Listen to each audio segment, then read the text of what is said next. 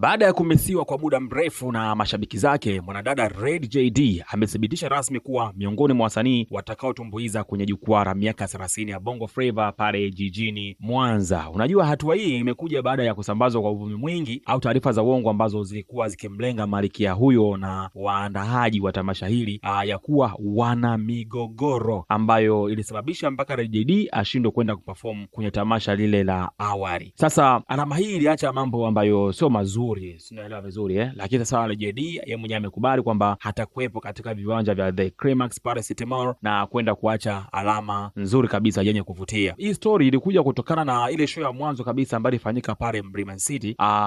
Mashabiki wengi wao walikuwa wakilalamikia kuwa hawaoni wa mama wengi au wadada wengi ambao walianzisha muziki wa Bongo Flava, ikiwemo Red JD, lakini pia alizungumziwa na Rais naye pia kuweza kuwepo katika tamasha lile. Sasa kulikuwa na mvutano wa maneno ya hapa na pale ya kuwa kuna mtengano fulani au kuachwa, lakini kuna baadhi ya watu wakasema kwamba hawa wameachwa kwa sababu walihitaji kipato kikubwa, kwa maana ya fedha nyingi walipwe kwa ajili ya kwenda kuperform show hizo. Kwa hiyo maneno yalikuwa yako mengi. Sasa tunapokuja kuona post kama hii, Red JD amethibitisha kuwa yeye atakuwepo, ina maana kwamba huenda kuna vitu tayari vimeshakuwa sawa, lakini hii pia ni furaha kwa mashabiki zake ambao wanamshabikia. Lakini kulikata mashairi la tarehe 8 mwezi wa 8, tunaona kuna msanii mwingine ameongezwa pale kama Jose Chameleone kutoka kule Uganda, naye atakuwepo katika eneo hilo, lakini sijathibitisha vizuri ya kuona kwamba hata mheshimiwa Sugu naye anaonekana kuwa ataenda kuperform, kwa sababu kwenye peji yake ukipita tunaona kabisa amepost vitiza fane ambavyo vinaashiria kuwa